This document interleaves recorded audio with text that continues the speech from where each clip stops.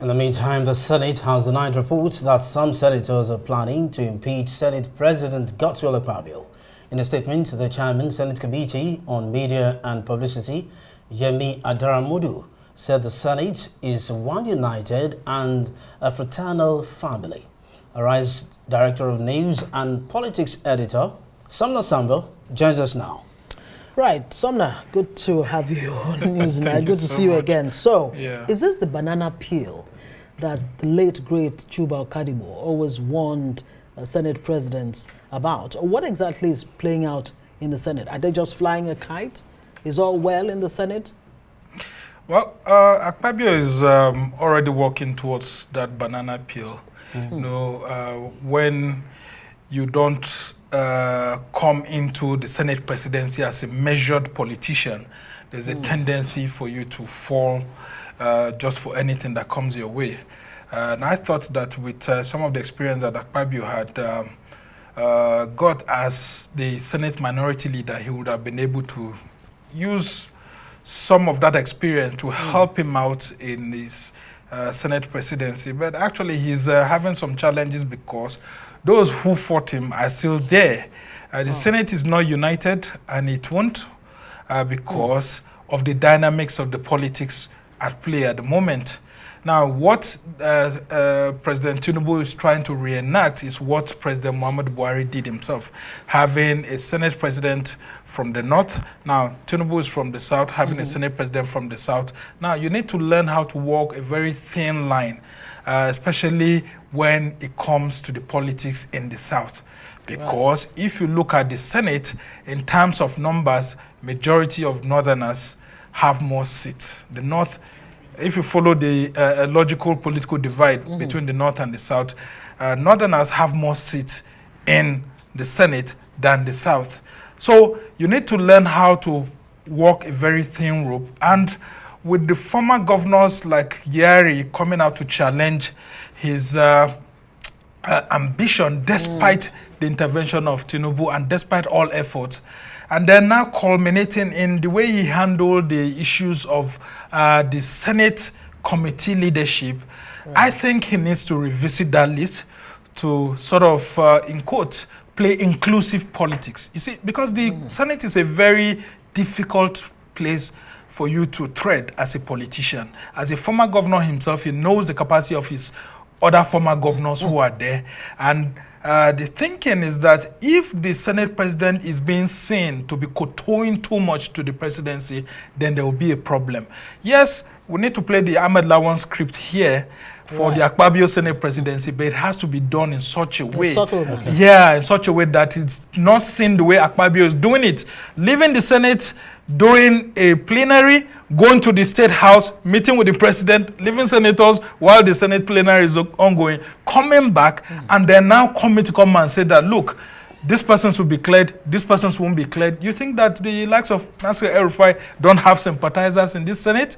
Okay, now I mean, they will always fight back. Now, okay, I like that perspective, but yet again, someone is saying that he deliberately put that in the public domain. That claim, the claim of plans to impeach him, that he's just trying to pitch the northern politicians against the president. What are those possibilities? It's at play there, but I can tell you that for this to come to the public, there's something that's actually going on. And you would have seen it, I mean, right from the time that the committees were composed. I mean, some of the committee compositions went very well. But if you look at it, the likes of the camp that Yari, I mean, with President Tinubu's backing, and President Tinubu having been a former federal lawmaker too, someone who was in the Senate, we had thought that former Governor Yari won't get the sort of support that he got, but he did. So what does that tell you? That there's still that mutual suspicion between North and Southern senators or even House of Rep members, and that the presidency too needs to help Senator Akpabio out in enjoying his Senate presidency. Because when they are pushing too much things for him to do and to deliver, without giving room for the opposition to have some wins and feel like they are, you know, the opposition in form of power. balance, And I'm talking about the opposition in the ruling party, not even in the official opposition. Because, I mean, there are some people who don't like the kind of politics Senator Akpabio plays. But they are just sort of tying it to what he had said. I mean, the prayers that was meant to have been given to people. But in reality, if you listen to the script put out by Senator Elisha Abbo, you will see very clearly that there are fault lines. Right from the committee compositions to the issues of some resources. And of course, you and I know that some of the senators will never ever be satisfied with monies and all of that. Will there ever be a time when everybody will be on the same page? No, everybody cannot be on the same page. When everybody will be satisfied with whatever, Senate President Akpabio comes up with. What does Akpabio need to do now to, bring this contending forces and interests together in a way that, at the end of the day, is not about carrying people along, like we say in this part, but about governance, about the legislature, delivering the goods of governance to the people?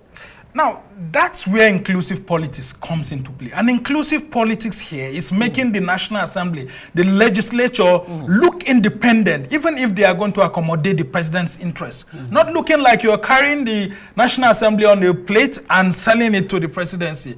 That's what some of these people are saying, that, look, make us even look presentable before Nigerians as you are trying to kowtow to the presidency. Not that you just make us look like a conquered people. And that's what you would have heard Senator Elisha Abbo saying, that, look, we look like a conquered people. You just say the president said this, and that's it. But you just say the president... Is Elisha Abbo not whipping up this ethnic sentiments to not necessarily ethnic sentiments. There are those divides and they will always be there. And that's the beauty of the parliamentary politics. As a Senate President or Speaker of the House of Rep, you learn how to walk through it. It's a very thin line, like you have said. I saw this in previous Senate President, someone like David Mark, when the Goodluck administration or even that of Yar'Adua had become too much in asking for so many things. He said, no, look, I need to protect my people. And then when certain things come in the executive, look, you would have seen that even in the presidential politics that goes on, the National Assembly, in one way or the other, if the president wants to play the politics well, can also sort of look for ways to assuage their feelings by even giving some ministerial slots. Now, in those days, we used to see National Assembly members being given contracts to sort of assuage their feelings. And the thing is that you have to play this very well, because if not, if they come for the Senate President and they get him, I can tell you that the President will be a mincemeat. I was just going for them. They could actually target the President of the country. And of course, the APC right now is ripe for division. Okay, I was actually coming there. You see, one would say that these plots to impeach the Senate President is too early in the day. But what if they succeed in impeaching him? What would that spell for the president? How do you see these respected politician, President Tinubu, managing this? Well, he is someone who has been in the National Assembly. He understands the politics very well. His vice president has been there. I mean, his own wife, the first lady, has been there. His own chief of staff, former Speaker Femi Gbajabiamila, has been there. I mean, that's why they were able to make some inroads and they were able to get what they wanted. But like I said, inclusive politics also means that you should understand that you cannot always get everything you want. When you become a president, that everything you push into the parliament goes in and comes out the way you sent it, then you should know that even your own seat is at stake. Right. Because it means people are just playing to the gallery just to sort of make you feel good.